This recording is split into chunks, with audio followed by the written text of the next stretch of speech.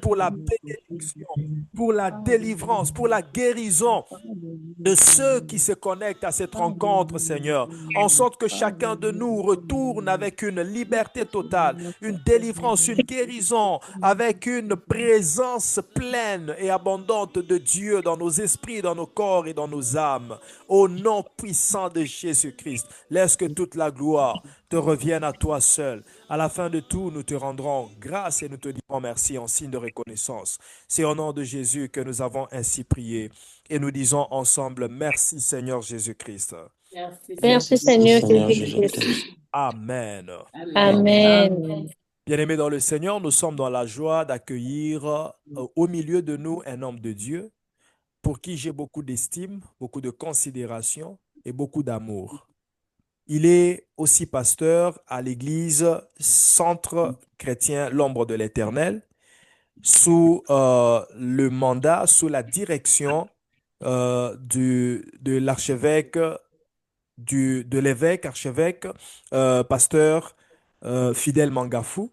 Donc, le pasteur qui nous parle ce soir s'appelle pasteur Rodrigue Mbanga. Il est marié à maman Belinda et ensemble, ils ont deux enfants. Trois enfants. Mais je ne sais pas pourquoi je dis deux. Mais je ne connais pas de pasteur qui ait deux enfants. Ils ont toujours au-delà de deux enfants. Les pasteurs, en tout cas, je ne connais pas un pasteur qui ait en moins de trois enfants. Donc, ils ont trois enfants, trois merveilleux enfants ensemble. Et Dieu les utilise ensemble dans l'église. Ils servent Dieu ensemble. Et Dieu les utilise beaucoup dans la parole et dans les miracles. Pasteur, vous avez la parole. Bonsoir. Comment allez-vous? Bonsoir l'homme de Dieu, bonsoir tout le monde. Merci, je vais bien par la grâce de Dieu. On est tous bien, grâce sur grâce. Amen. Ok, merci beaucoup mes frères et sœurs qui sont connectés. Je vous salue au nom suprême de Jésus. Je salue tous les bien-aimés de la montagne de la transfiguration. Je salue tous les bien-aimés de Sekoé. Je salue tous les amis, les collègues qui se sont connectés. May the Lord bless, que le Seigneur bénisse chacun de nous. Amen. Et laisse-moi, avant de commencer, de présenter mes civilités, ma reconnaissance envers l'homme de Dieu qui nous donne encore l'opportunité ce soir de nous tenir encore devant des éminents hommes de Dieu, servantes de l'Éternel, qui sont connectés. Alors, nous avons été bénis avec autant des éminents hommes de Dieu, mais je présente mes excuses parce que je n'ai pas eu le temps de suivre les hommes de Dieu parce que moi, je travaille de nuit. Alors, les temps ici, je suis endormi. Mais j'ai quand même essayé de suivre un peu le pasteur Christian, l'évangéliste Joseph. Je l'ai suivi un peu où l'évangéliste a parlé de la violence spirituelle. Donc, j'ai suivi aussi un peu pasteur Didi, mais pas au complet. Et le pasteur Siali un peu aussi, je suivais tout de suite là. Alors, sans plus tarder, pour ne pas perdre le temps, je pense que les hommes de Dieu ont parlé de ça. Un thème magnifique, un thème tellement riche, avec un verset précis qui nous parle de ce thème. Alors, par la grâce de Dieu, j'essaie de prier pendant le moment que on m'avait dit que non, je devrais intervenir le 20. Je me dis, Seigneur, qu'est-ce que je vais parler après autant des hommes de Dieu qui ont parlé, qui ont expliqué, mais qu'est-ce que je peux parler à ce peuple-là? Parce que ce peuple attend quelque chose. Alors, le Seigneur m'a amené d'exploiter vraiment le livre de Nombre 14, verset 8. Donc, c'est ça qu'on va exploiter. Et cette parole, si l'Éternel nous est favorable, nous posséderons ce pays. Je voudrais que cette parole ne soit pas un slogan, mais que cette parole, que chacun puisse s'approprier de cette parole. Amen. Dans tous les domaines de la vie, il faut que tu t'appropries de cette parole, de ces deux espions vaillants, avec des paroles d'encouragement. Alors, il faut que tu t'appropries de cette parole, que tu l'appliques tu mettes ça en application dans ta vie. Alors, nous allons expliquer les contextes, nous allons expliquer le texte, qu'est-ce que le texte nous apporte, parce qu'il y a beaucoup à dire sur ce texte. Juste seulement le verset 8 là, ça nous ressort beaucoup de choses. Alors, je pense que les hommes de Dieu, ils ont parlé, mais lisons cette parole. Moi, je vais rester sur ce texte parce que c'est ça que je vais exploiter. J'utilise, j'ai lu ici j'ai 3 versions ici. Dans la version, la Bible Thompson, il est écrit, Nombre chapitre 14, verset 8, « Si l'Éternel nous est favorable, il nous fera entrer dans ces pays et nous les donnera. C'est un pays découlant de lait et de miel. » Amen. Et la Sainte Bible dit ceci, « Si l'Éternel nous est favorable, il nous mènera dans ces pays et nous les donnera. C'est un pays où coule le lait et le miel. » Amen, amen. Voilà, bien-aimés dans le Seigneur, je vous demande la sensibilité, je vous demande de m'encourager. J'aime bien quand je prêche que vous me dites amen, parce que ton amen là me pousse encore à bien parler. Amen. Au fait, bien-aimés dans le Seigneur, qu'est-ce que le texte nous montre? Le texte de Nombre 14, 8, d'abord, ça nous montre la rébellion des Israélites. Après avoir entendu le rapport des espions envoyés par Moïse. Moïse a envoyé les espions pour espionner le pays de Canaan. Alors, parmi les 12, il y en a 10 qui ont donné le rapport. Et le rapport de ces 10 espions ont semé la peur, ont semé les doutes, ont semé la panique. Et qu'est-ce qu'ils ont fait? Qu'est-ce qu'ils ont fait? Ils ont décrit les habitants du pays comme étant forts. Alors le peuple était découragé. Ils ont commencé à murmurer contre Moïse. Ils ont commencé à murmurer contre Aaron. Et alors, ils ont exprimé le désir de faire le demi-tour vers l'Égypte. Alors, bien-aimés dans le Seigneur, face à cette situation, qu'est-ce qui arrive? Josué et Caleb, ils vont exhorter le peuple de ne pas se révolter contre Dieu. Josué et Caleb, est-ce qu'il y a des Josué et des Caleb ce soir dans cette comment je peux dire, plateforme? Est-ce qu'il y a des Josué et des Caleb ici ce soir?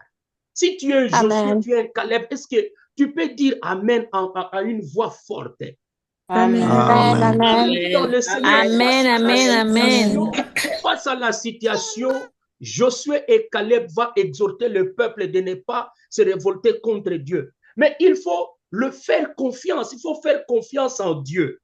Caleb et Josué rassurent le peuple avec une parole de motivation, une parole de confiance, une parole d'encouragement, une parole d'espérance.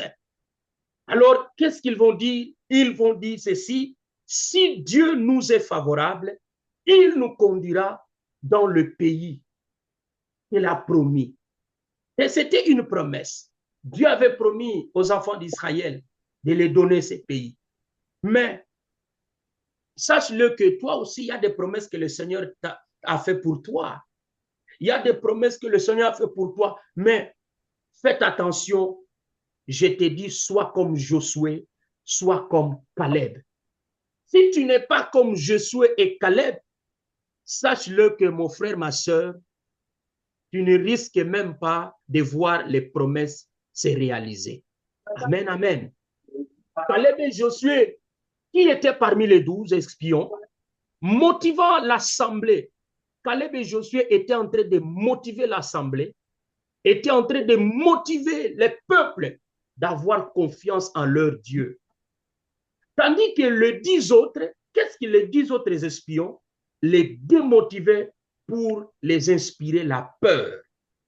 Les 10 autres inspiraient la peur au peuple. C'est pour cela, le peuple a murmuré. Ils ont dit, Moïse, Moïse, qu'est-ce que tu nous as fait, Moïse? Qu'est-ce que tu nous as fait? Laissez-nous là-bas en Égypte où on était à l'aise. Moïse et Aaron, qu'est-ce que vous nous avez fait? Mais Caleb, il vient pour encourager le peuple en leur demandant de rester confiant à notre Dieu, de rester confiant.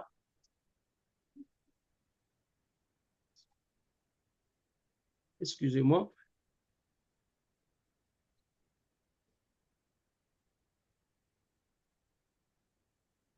Alors, donc, je disais que Caleb et Josué, donc, ils étaient parmi les 12 espions qui motivaient l'assemblée d'avoir confiance en Dieu. Ils motivaient l'assemblée d'avoir pleinement confiance en notre Dieu. Mais les 10 autres, ils étaient là en train de démotiver le peuple pour leur inspirer la peur. Alors, est-ce qu'aujourd'hui, dans nos assemblées, dans nos églises, avons-nous des Caleb? Avons-nous des Josué? Est-ce que dans nos églises, dans nos assemblées, avons-nous des gens qui encouragent ou avons-nous des personnes qui découragent? Je parle à une personne de la montagne de la configuration. Dans ce moment, dans cette étape où vous êtes en train de passer, c'est l'étape à laquelle aussi nous, l'Église, c'est qu'on a franchi à ça. Est-ce que es-tu un décourageur ou es-tu un serviteur, une servante qui encourage les autres? Dans ce moment où vous n'avez pas encore l'endroit pour servir le Seigneur, est-ce que tu es là pour encourager ou tu es là pour décourager les autres? Ah non, comme on n'a plus d'endroit, je ne peux pas rester. Je change d'église. Laisse-moi te dire, mon frère, ma soeur, là je parle aux bien-aimés de la montagne de transfiguration. Laisse-moi te dire, si l'Éternel te voyait à la montagne de transfiguration, que tu vas te marier, que tu vas être béni à la montagne de transfiguration, si tu changes l'église, laisse-moi te dire que cela ne va pas se réaliser. Ta bénédiction va passer outre. Amen, amen. Mais si tu es confiant, si tu es là pour encourager, il y a des autres qui ont pris la décision d'abandonner, de dire non, bon, vu la situation, vu ceci, alors je quitte. Mon frère, ma soeur, est-ce que le Seigneur te voit là où tu veux partir? Est-ce que tu es là pour encourager les autres? Non, ayons confiance en Dieu. Le Seigneur va nous donner la place. Le Seigneur nous donnera l'endroit à laquelle nous allons le servir. Ou tu es là pour dire, ben non, là c'est fini, on ne va plus trouver l'endroit. Soit Caleb, soit Josué, pour encourager. Alors, par là, nous avons deux types de serviteurs de Dieu. Nous avons deux types, sachant que dans nos églises, nous sommes tous des serviteurs. Nous sommes des diacres. Diacre qui veut dire serviteur. Nous sommes des serviteurs. Maintenant, il y a deux types de serviteurs. Premièrement, nous avons ceux qui motivent les autres avec une parole de foi en faire confiance à Dieu, comme Josué et Caleb. Premier type de serviteurs, ce sont ceux qui motivent les autres avec une parole de foi à faire confiance à Dieu. Deuxième type, d'autres serviteurs de Dieu veulent limiter Dieu, le traitant d'incompétent à cause de leur incrédulité. Amen, amen. Donc, si vous voyez, les deux espions, Caleb et Josué, ils étaient des encourageurs. Mais tandis que les 10 autres, ils ont sémé la peur, ils ont sémé les doutes. Et le peuple ont paniqué. Et bien aimé dans le Seigneur, Caleb et Josué reconnaissaient que la réussite de l'entrée au Canaan dépend de la faveur de Dieu. Amen, amen. Amen. Donc, la réussite. Et là, je voudrais te dire que toi également, cette parole, ne prends pas ça comme une parole comme ça, mais approprie de cette parole pour ta situation, approprie de cette parole pour tout ce que tu es en train de traverser, approprie de cette parole. Alors, je suis venu t'exhorter d'être Caleb, d'être Josué, ne pas être les 10 autres espions, les décourageurs. Dans nos assemblées, dans nos églises, nous avons des décourageurs. Non, vive cette réalité. Pourquoi tu résistes? Pourquoi tu résistes de rester toujours là-bas? Pourquoi tu résistes? Toi, tu penses que Dieu est toujours là. Mon frère, ma soeur, attention aux décourageurs. Ils risquent de créer un esprit de peur en toi. Mais toi, sois Josué, sois Caleb, aie confiance en l'Éternel, aie confiance en ton Dieu, le Dieu que tu sers matin, midi, soir, le Dieu que tu sers dans ton assemblée, dans la montagne de transfiguration, à Sekoé, partout où vous servez le Seigneur. Ayons confiance en l'Éternel. C'est l'Éternel, quand il promet, il est derrière la réalisation de cette promesse. Amen. Amen, amen. Amen. Alors, bien aimé dans le Seigneur, ces deux espions, comme je le disais, Caleb et Josué avaient la foi que Canaan n'est pas difficile à conquérir. Amen, amen. Ils avaient la foi en disant que Canaan n'est pas difficile à conquérir. Nous allons conquérir Canaan. Nous allons conquérir Canaan. Mais les 10 autres, les décourageurs. Et vous allez voir comme conséquence les décourageurs qui ont découragé le peuple. Ils ne sont pas rentrés, ils ne sont pas entrés au Canaan. Bien-aimés, la foi surmonte la peur. La peur peut nous paralyser, mais la foi en Dieu peut nous donner le courage de surmonter nos peurs. Amen, amen. La foi surmonte la peur. Amen, amen.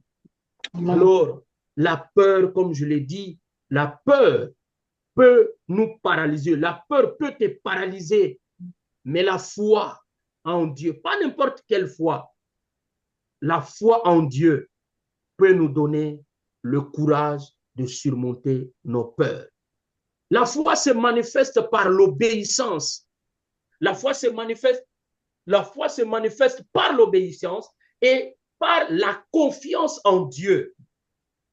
Même lorsque les circonstances semblent révoltantes, lorsque tu sens les situations est vraiment révoltantes, bien-aimé dans le Seigneur, il faut savoir, ou bien si tu sens que les circonstances ou les situations ou les circonstances semblent défavorables, comme les Israélites en se révoltant ont montré un manque de confiance. Ils ont montré un manque de confiance vis-à-vis de leur Dieu.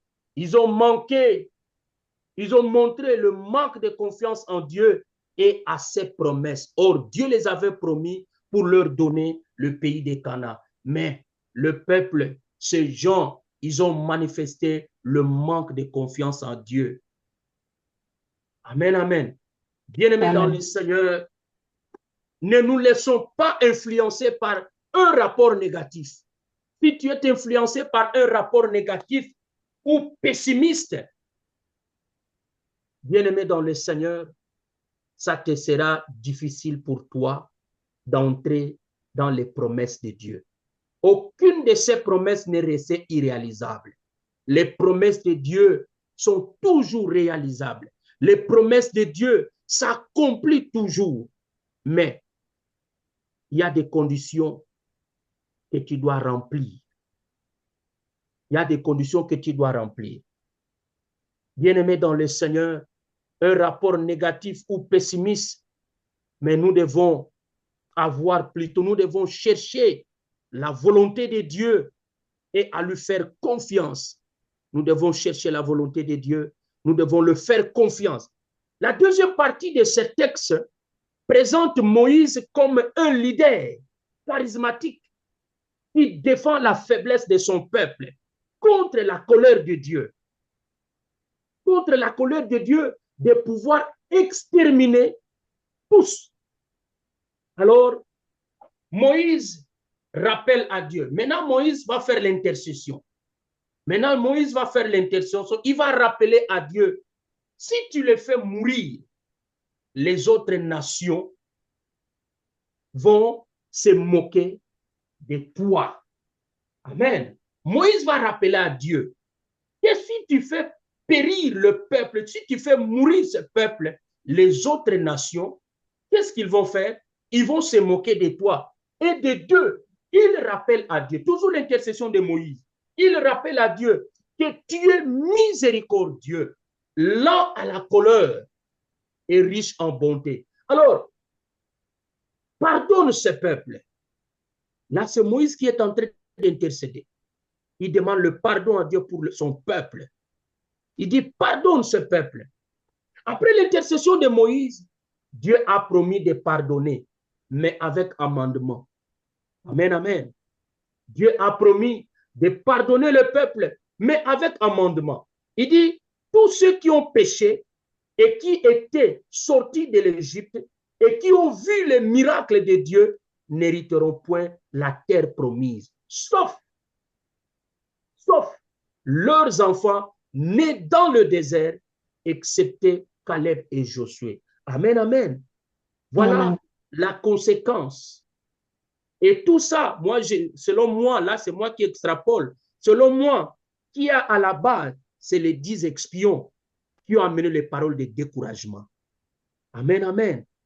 Donc, si c'est, moi, je m'imagine, si c'était seulement les paroles de Josué et de Caleb, je ne pense pas que le peuple allait arriver à ce niveau. Et voilà la conséquence, les 10 espions qui ont amené des paroles de la négativité, et voilà les conséquences. Malgré le pardon de Dieu, mais avec un mandement en disant, ceux qui entreront, il n'y a que les enfants qui sont nés dans le désert, excepté les 2 encourageurs, les 2 hommes, les 2 serviteurs qui sont venus avec les paroles d'encouragement. Voilà, c'est pourquoi ce soir, j'aimerais que tu sois parmi ceux qui encouragent. Je sais que tu sois parmi les encourageurs. Je ne voudrais pas que tu sois parmi les décourageurs ou ceux qui viennent avec la négativité, avec des paroles négatives. Mais je voudrais que tu sois comme Josué et Caleb dans ton église, dans ton assemblée. Soit Caleb, soit Josué. Amen, amen. Amen. Amen. Dites encore amen, bien-aimé. Amen.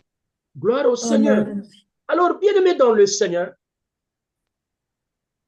les œuvres de ces 2 garçons, les œuvres de ces hommes, ils ont rencontré la faveur de Dieu. Amen. La faveur de Dieu a localisé Caleb et Josué. À cause de leurs œuvres, la faveur de Dieu les a localisés. Alors, parlant de la faveur, vous savez, je pense le pasteur Guigui, si j'ai bonne mémoire, ou papa Christian aussi, ils ont aussi épinglé, ils ont parlé aussi de la faveur. Ils ont parlé de la faveur. Je ne voudrais pas revenir sur ça. Mais la faveur, on doit la mériter. La faveur, ce n'est pas quelque chose de hasard. Tu dois mériter. Si on part sur Esther, Esther, chapitre 5, vous lisez 5, chapitre 5, chapitre 6, chapitre 7, vous allez voir l'histoire de Mardoché. L'histoire de Mardoché qui était à la porte du roi Assyrus. Alors, cet homme, il n'avait pas de valeur. Il était étranger. Alors, cet homme était à la porte. Mais alors, cet homme, il a sauvé le roi Assyrus. Parce qu'il y avait 2 hommes qui devraient faire coup d'État, Bigtan et Thérèse. Alors, il a révélé ça. Mais quand il a révélé, il n'a pas dit ça au roi. Il n'a pas dit ça au roi, il a révélé ça. Alors, on a écrit ça dans le chronique, donc le livre chronique. Alors, qu'est-ce qui est arrivé? Lorsque Aman a pris la décision d'exterminer le peuple juif, et il y a eu l'intercession de Mardoché avec sa nièce Esther, mais on se retrouve là-bas que le roi veut élever une personne en dignité. Alors, il va poser la question à Aman. Qu'est-ce qu'on peut faire à un homme que le roi veut honorer? Si vous lisez le chapitre, Aman donne toutes les caractéristiques, il faut faire ceci, il faut prendre le vêtement royaux, il faut prendre le cheval, le faire circuler à la place publique, tout ça. Et alors, cette nuit-là, Dieu a enlevé le sommeil au roi Assyrus. Et quand Dieu a enlevé le sommeil au roi Assyrus, et il va demander le livre chronique pour lire, comme il n'avait pas sommeil. Alors, on lui donne le livre, il ouvre, il tombe sur la page où on avait écrit ce que Mardochée avait fait. Alors, il va poser la question, qu'est-ce qu'on avait donné comme récompense à cet homme? On dit rien du tout. Ah bon? Et il dit, ok, c'est bon. C'est là où il va poser la question à Aman, qu'est-ce qu'on peut faire pour honorer un homme que le roi veut honorer? Et c'est là, bien-aimé dans le Seigneur, les œuvres de Mardochée a crié et il a trouvé faveur devant le roi. Aman avait préparé le bois pour exterminer Mardochée et tous les Juifs. Le même bois qu'il avait préparé, c'est tourné contre lui, excusez-moi, c'est tourné contre lui. Et Aman a été pendu. Donc, la faveur est accompagnée par les œuvres. Les œuvres, si tu ne fais pas de bonnes œuvres, ne t'attends pas à la faveur de Dieu. Il y a encore, si vous lisez dans la Bible, je pense dans Ésaïe aussi 38, on parle du roi Ézéchias. Il y a aussi le roi Ézéchias qui a trouvé faveur devant le Seigneur. À cause de ses œuvres, il a rappelé. C'est pourquoi, laisse-moi te dire, ma soeur, mon frère, à cause de tes œuvres, lorsque tu te retrouves devant une difficulté, tu peux rappeler à Dieu, Seigneur, souviens-toi de moi, comme Ézéchias. Ézéchias a rappelé à Dieu que lorsque le Seigneur a envoyé le prophète Ésaïe pour lui dire que non, fais ton testament, tu vas mourir. Mais bien aimé dans le Seigneur, le roi Ézéchias a rappelé à Dieu, Seigneur, souviens-toi de moi. Et le Dieu s'est souvenu de moi. Et je voulais clôturer ce message par un témoignage. Moi, je ne pouvais pas me tenir devant vous. J'étais une personne mourante. En 2021, je suis tombé malade avec la COVID-19 au Brésil. Et quand je suis tombé malade, on m'a amené aux soins intensifs. Et je vous rappelle, ce n'est pas les soins intensifs d'ici du Canada ou l'urgence d'ici au Canada. Tu as mal à la tête, tu pars à l'urgence. Là, quand on appelle les soins intensifs, pour ceux qui viennent du Congo, quand on parle de soins intensifs, le cœur bat. Donc, on dit c'est là entre la vie et la mort. J'étais aux soins intensifs. Ma femme était enceinte de mon fils Carlos. Et bien aimé, quand j'étais d'abord comme on appelle ça en portugais, ama. Ama, c'est comme une petite hôpital et puis on t'amène si la situation s'aggrave, on t'amène dans des grands hôpitaux. Et bien aimé dans le Seigneur, quand je suis tombé, la situation s'est aggravée, on m'a amené à l'hôpital qu'ils avaient construit pour la COVID-19.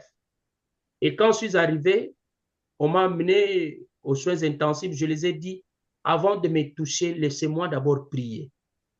Et j'ai fait ma prière. Et c'était quelle prière? La prière d'Ézéchias. J'ai dit, Seigneur, souviens-toi de moi.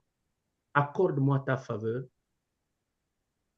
Tu as une mission à réaliser avec moi. Souviens-toi de moi. Je remets mon âme entre tes mains. Si tu veux que je meure à cet âge, Seigneur, je te prie, accorde-moi ta faveur. Et bien aimé dans le Seigneur, je suis entré le 8 mars et je suis sorti à l'hôpital le 26 mars. J'étais intubé avec des tuyaux dans la bouche. J'ai la photo, mais je ne voulais pas le présenter. Et le jour où je suis sorti au Brésil, il y avait 5000 morts. Vous pouvez, 5000, entre 4500 ou 5000 morts le 26 mars. Vous pouvez taper sur Google. Vous allez voir. Lorsqu'on enterre les gens, lorsqu'on amène les gens à la morgue, moi, j'étais en train de sortir. Et les gens étaient en train d'acclamer pour moi. Les gens étaient en train d'acclamer. Voilà le Seigneur, le Dieu que nous servons. Lorsque nous lui rappelons, il nous accorde sa faveur. Voilà ce que j'avais à vous dire, bien-aimés dans le Seigneur. Sois Caleb, sois Josué. Aie confiance en Dieu. Qu'est-ce que je peux te dire comme leçon? Dieu veut que nous soyons, Dieu veut que tu sois à côté de ceux qui font l'exception comme Josué et Caleb. Dieu veut que tu sois à côté de ceux qui marquent la différence dans son église, c'est-à-dire des gens qui ont foi en Dieu, la confiance en Dieu et de l'encouragement dans le moment difficile. Dans le moment difficile, Sois une personne qui encourage les autres. Sois une personne qui a l'espérance en Dieu, qui a confiance en Jésus-Christ. Alors, c'est pourquoi je dirais, may the Lord bless. Que Dieu vous bénisse tous. Au nom suprême de Jésus. Gloire au Seigneur. Amen. Est-ce qu'on peut acclamer le Seigneur très fort pour célébrer cette grâce? Est-ce on peut acclamer le Seigneur? Merci, Pasteur Rodrigue. Merci beaucoup. Merci beaucoup pour cette parole pertinente et puissante que vous nous avez apportée. Et nous allons prier, nous allons commencer par bénir l'homme de Dieu. Nous allons commencer par bénir l'homme de Dieu. Et je vais demander à tous les enfants de Dieu qui sont ici, qui ont reçu la parole, de pouvoir prononcer une parole de bénédiction sur l'homme de Dieu, dire Seigneur, que l'arroseur soit arrosé. Est-ce que nous pouvons prier au nom de Jésus? Seigneur, merci pour ta parole. Laisse que l'arroseur soit arrosé, Seigneur. Laisse que l'arroseur soit arrosé au nom puissant de Jésus. Éternel, Dieu des armées, recharge-le encore. Oh Dieu, remplace cette énergie qu'il a dépensée, cette énergie spirituelle qui est sortie de lui, cette charge, Seigneur, cette force qui est sortie de lui, Seigneur. Bénis-le financièrement, bénis sa famille, au nom puissant de Jésus-Christ. Nous avons ainsi prié. Oui, bien-aimés dans le Seigneur, nous allons prier sur base de cette parole que nous avons écoutée. Je m'en vais saluer tous les hommes de Dieu qui sont parmi nous avant, je ne dis pas qu'ils vont partir, mais parce que je sais quand même qu'il y en a qui parfois se déconnectent avant. Je suis honoré de la présence de Nabi Ezekiel Kongolo. Main sur cœur, merci pour votre présence, prophète. Pasteur Billy Machala, évangéliste Joseph, la servante de Dieu Henriette Diaka, que Dieu vous bénisse abondamment. Et restons ensemble. Je sais qu'avec votre présence, la symbiose de nous tous, de toutes les onctions réunies, je sais que quelque chose de grand et de puissant va se passer au milieu de nous ce soir. Je dis bien la symbiose de toutes ces onctions réunies, de tous les hommes et de toutes les femmes de Dieu qui sont dans cette rencontre. Je sais que ça va produire ce qui s'est produit le jour de la Pentecôte dans la chambre haute. Alors nous allons prier. Bien-aimé dans le Seigneur, tu vas faire la prière de souvenir. Tu vas dire à Dieu, souviens-toi de mes œuvres. Comme le pasteur Rodrigue, nous allons nous connecter à son onction, à sa grâce, la grâce que Dieu lui a faite au Brésil pour le délivrer parmi tant d'autres qui sont morts, mais il est sorti sain et sauf, il est sorti guéri de cette maladie. Alors, c'est parce qu'il avait fait la prière de souvenir. Tu vas dire à Dieu, souviens-toi de mes œuvres. Voilà pourquoi je me pose la question, toi qui ne fais pas de bonnes œuvres, qu'est-ce que tu vas dire à Dieu maintenant?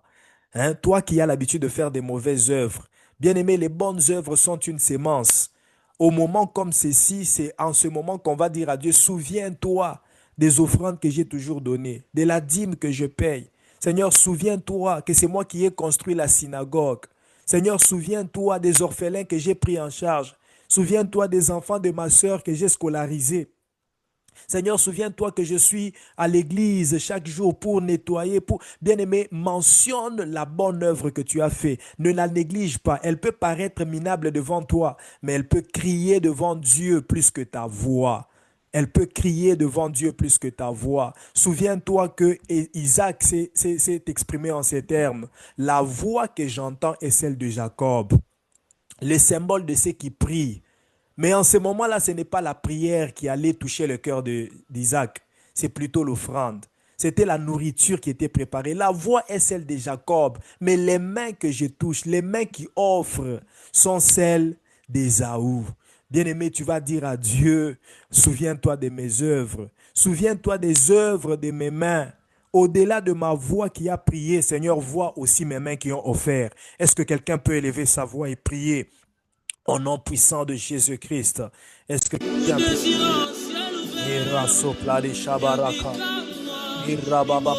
Ne te gêne pas d'ouvrir ton micro et de prier ensemble avec